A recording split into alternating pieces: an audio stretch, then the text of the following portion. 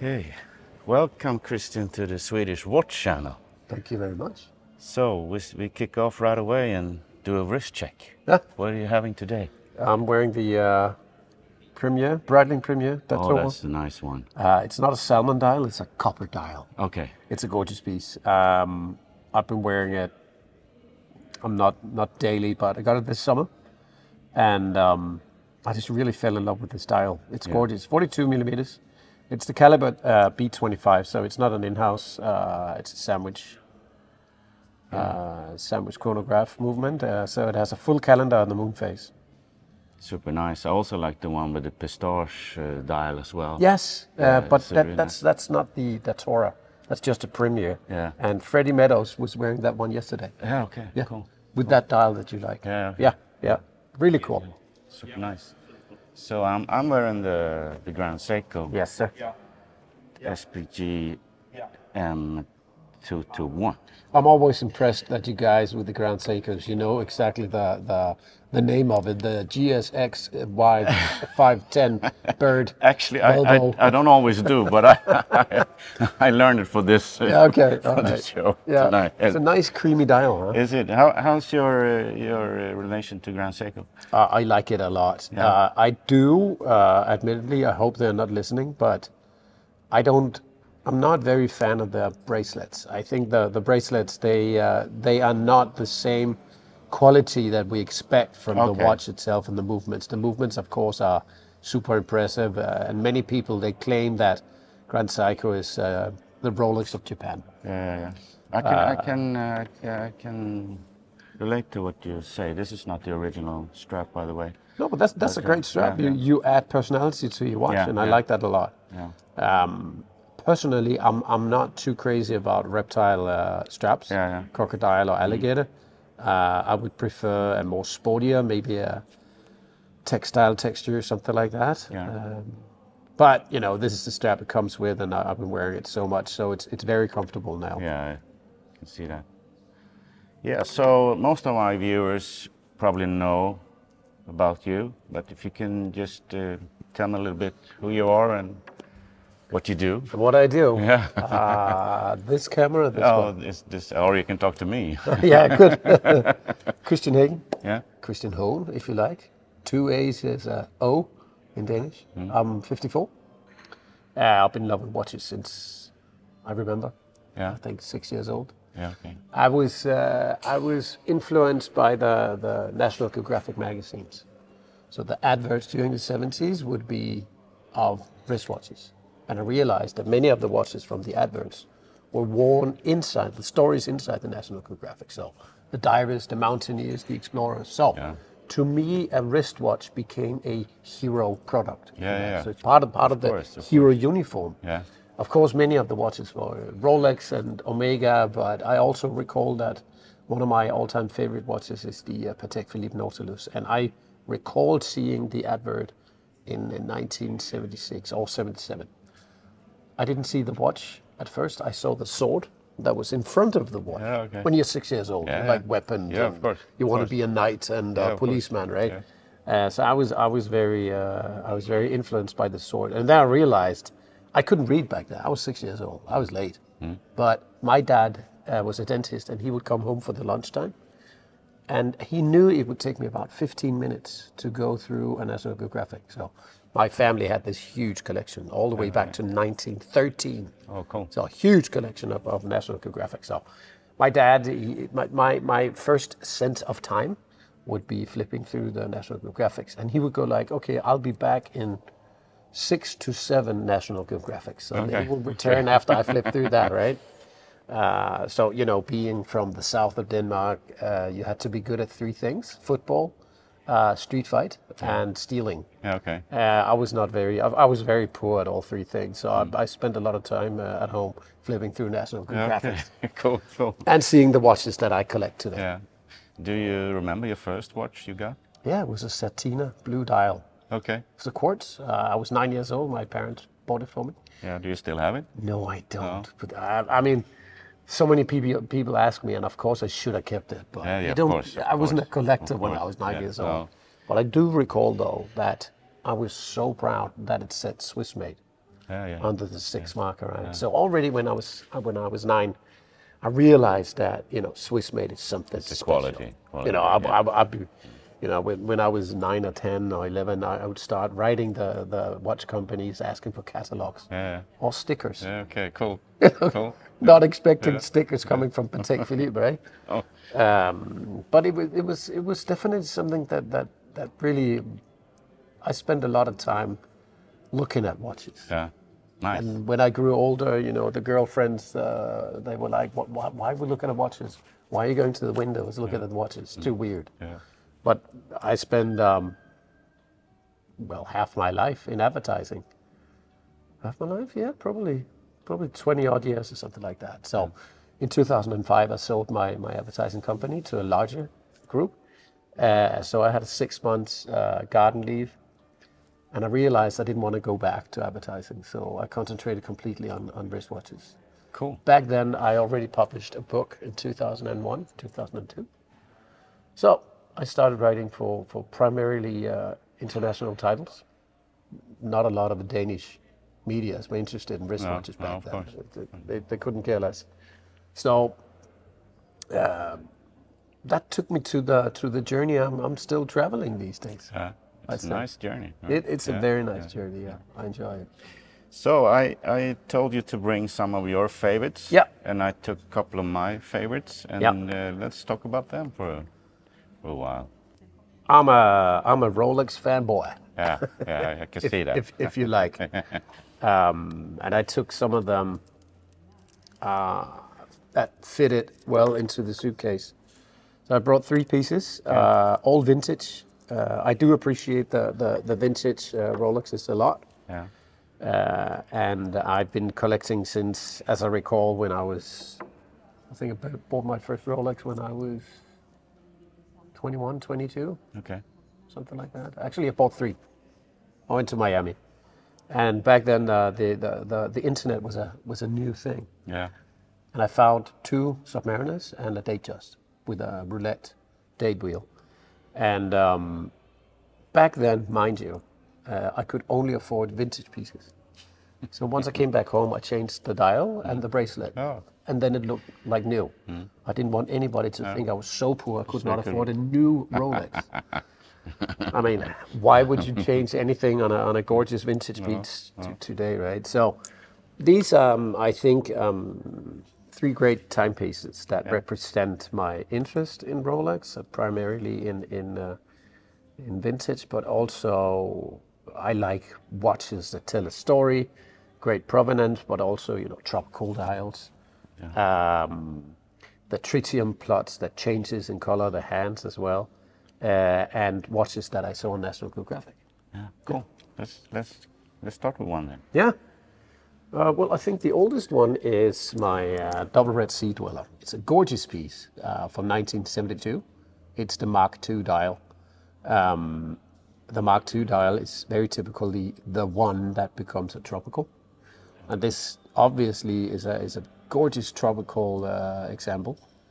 And it was purchased by a military diver in 1975. And he would wear it every day. And he was working, of course, as a military diver, but also he was working on submarines. He brought it to the wars in Balkan, and he would transport hospitals, you know, portable hospitals. Came in containers, and he'd be wearing this one while doing that. So I received it pretty scratched up, but I got the full story from the gentleman, and I received it fully serviced from Rolex. All I did was put on. I bought a brand new bracelet because I'm wearing it. I don't want to lose it because of a loose bracelet. And this had been my dream watch for a while. I worked in the auction business for 10 years, and I'd seen a couple of the tropicals, and I realized, you know, one day when I find the right example, then I found this one with a great provenance, great military provenance. Super nice. 1972, reference 1665. There you go. You know reference. Yep. Well, I know Rolex, but that's only 4 digits, right? I also have a couple of vintage watches, but Yeah. I don't have that. Provenance. Yeah, that's the word. Yeah. I haven't been into vintage for a long time, but I've managed to get these ones through auctions. This is a It looks like Zenith. Zenith Defy. What is? That's original. It's original, not unfortunately not the bracelet. It's that leather bracelet that I like, and I have got it.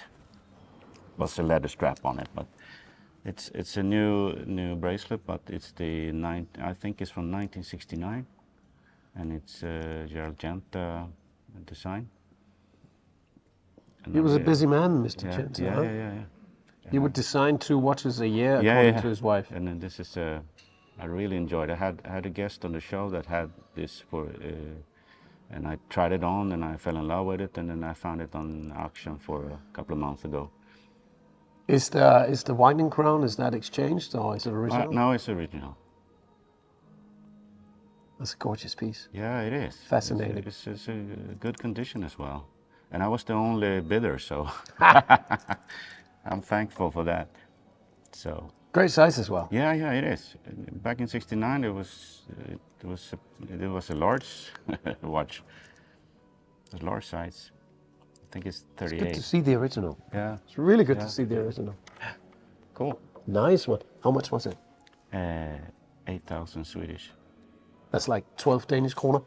But yeah, gorgeous piece. Yeah. Very really good price happy. as well. I'm really happy. So I haven't seen it under 15,000. Another. Was it Swedish auction or? Swedish auction, yes. Nice. Yeah, I really love it. Once in a while, you just look at watches, don't even realize what time it is. Yeah.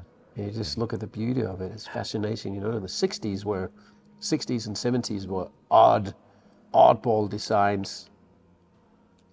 Two decades, probably right? the best. So in music and design and. Great one. Yeah. Very cool. Thanks. Very cool. Thanks. Okay. My next one in terms of age is probably the Freccione. Oh, nice. The 1655 Explorer 2. This is not the first edition. You can tell because the second hand has a little bubble, if you like. So the first editions, the 1971, 1972, they just had a straight second hand. So this is a 1981. It was sold at my local Rolex retailer in Copenhagen in 1984, and it comes with a complete box and papers. Nice. It has the original bracelet as well in okay condition. I've always loved the Explorer 2, the Freccione. This is somewhat of an albino, if you like. If you see the big 24-hour hand indicator, it's turned almost yellow. You know, when they were brand new, they were more reddish, orange, if you like. This one is just really nice. It has the right wabi-sabi, the right patina, I think. The dial is spotless. Of course, the ink on the bezel, that's worn. I wear this a lot. It's an oddity, and I've had I don't know how many of these, because it's somewhat of an oddball. It doesn't look like your regular Rolex, and once in a while, you have to look twice to see what time it actually is, because the indicators are so oddly positioned. I think the Explorer is one of my favorite with Rolex watches, just because you can't see that it's a regular Rolex. Exactly. Yeah. Exactly. That's a cool watch. That is really, really nice. Yeah. I enjoy this a lot. Super. Cool. Next, I'm gonna show you. You do like funky looking watches. Yeah, I like funky watches, right? It's a Mega Geneve. Nice. Dynamic. I have never seen. I have a couple other Geneva regular, but I have never seen one of those before. So you take the case back off, and then you change the strap, right? And they came with, you know, it's one piece strap. Just perforated. And that strap, check that strap. It's original strap. I have never seen that good condition on a original strap. And the A.Lange buckle as well. Yeah. Wow. Dynamic. I mean, one of the reasons why I also really appreciate this one is these days, it's all about shapes, isn't it? Yeah. And just imagine. It's a lot of watch for the money as well. I love this one. Yeah, cool, right? And the old acrylic crystal. Wow. No, this is super special. I mean, you're really pulling out the the big guns there. Yeah, Right? yeah, thanks. Nice one. Yeah, it is, right? Wow. Well, my last one is a 1999 Rolex Daytona. So it's a 5-digit. Yeah. So the movement inside this one is the same as your.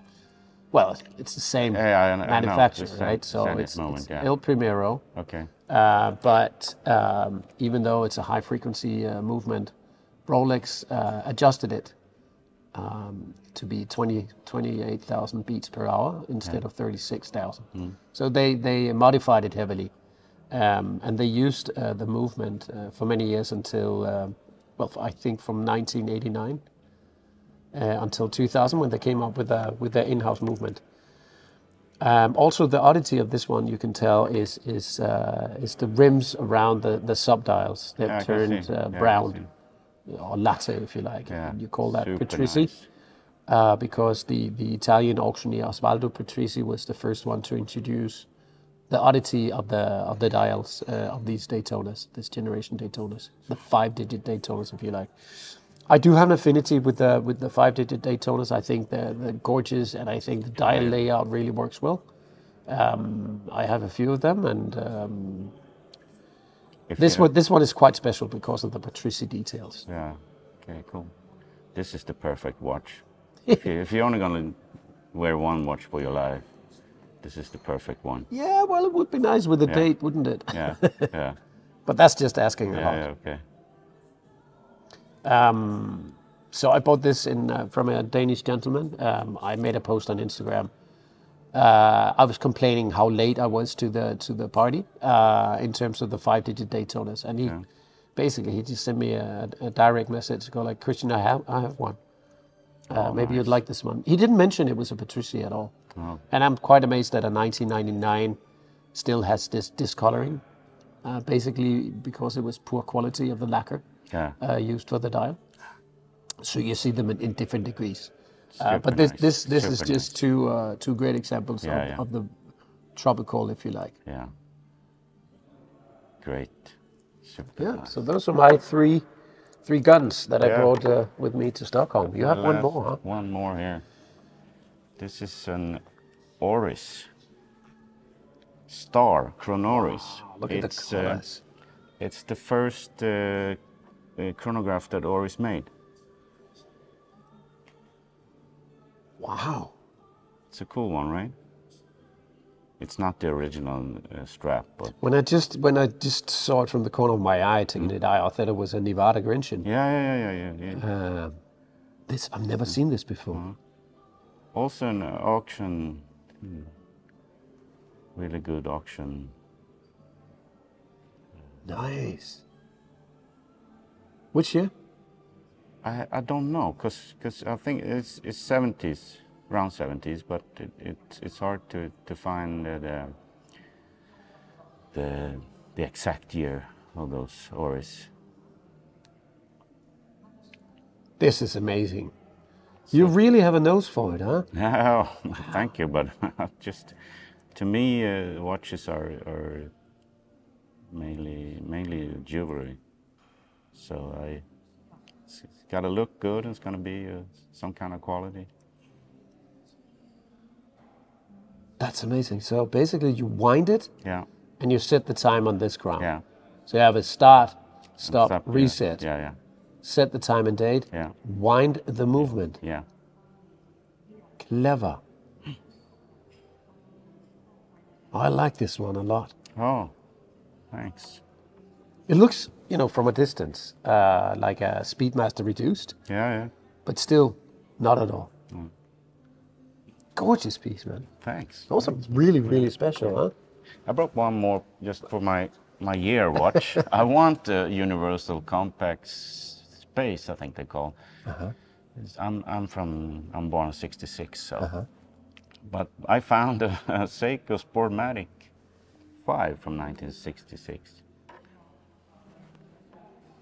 for 180 euros. With the Japanese day So wheel, this, huh? for now, this is my year watch, but I'm sooner or later I'm gonna get the universal compacts. And also, if you look at the strap, Yeah. you can see my. Is that Jimi Hendrix? No, it's my favorite artist in the world, Phil Lynott from the band Thin Lizzy. So it's my friend Totte who made those straps. I got a present for you here now. Funky pieces, man. My friend Totte makes those straps. Thank you. So this is a gift for you. Just a little thing to. It's the map of Copenhagen, so you can find your way home. Oh, that's brilliant. The map of Copenhagen. Yeah. It's funny because I'm buying my first electrical car. It's a Volvo. Yeah. And on the dashboard, Gothenburg is engraved in the rubber on the dashboard. Yeah. It looks really, really good. So it reminds me of this. Okay. Gorgeous piece. Thank you so much. Very cool. Yeah. Excellent. You're showing me stuff I've never seen before. Straps even. Yeah. Brilliant. Cool. Thanks, man. What's your favorite rock band then? My favorite rock band.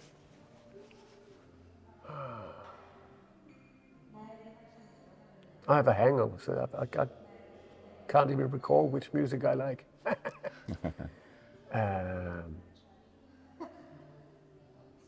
I'll come back on that. Okay. You let me know. I like a lot of music. I mean, I like Pharrell Williams. I think he's a great musician, and I think the early days of Nerd. Yeah. I think that's great music. Yeah, It's a great mix of styles. So Great imagine. Thank you. You as well. This is a dream collection you have there. I've been collecting since I was 23. Yeah. So I've been through a lot. Yeah. But I've always come back to Rolex. Always. Yeah. But I've had my stint with IWC, with Panerai a lot. I collected Panerais for so many years. Yeah, they're also great. Chez Lecoultre as well. You know, I have. I think I'm very much affected about my childhood. So the things I saw in National Geographic and the things I saw on the wrists of explorers, mountaineers, you know, the Jacques Cousteaus of the world, the men greater than other men, you know, the motorsports. I remember the adverts in National Geographic of the Frazione, right? The deep diving watches. And I think that if you think of the heydays of the 50s, a lot was happening with Rolex. You had the Submariner, you had the Milgauss, you had the GMT Master in 1955 as well. So a lot of professional watches were introduced to the civilian market, if you like. All of a sudden, it wasn't only the professional pilots, it wasn't only about the professional divers, it was about the rest of us. Just looking at National Geographic and go like, wow, I want to watch like that as well. And I really appreciate that. Of course, the Sea Dweller was introduced in 1967. No, yeah, 67. Not a lot were produced until 69. And the funny thing is because Rolex recently sent me a book called The Submariner. And it turns out that the full production number of the 4-digit Sea Dweller is 22,038 pieces. Okay. So, pretty rare watch when you consider it's been in production since from 1967 until 1982. Yeah. So, in Rolex terms, not a lot of them being produced. Now I'm just waiting for the Daytona book to come out. So I know exactly how many 5-digit Daytonas they did, and the Explorer book to see how many were made of the Frazione, right? We'll see. We'll see. Yeah, absolutely. All right. Finally, if a fire starts here, and you don't have the time to pick all the 3 of your watches, we have to run out here. Which one would you pick? Of these? Yes. You only can get one.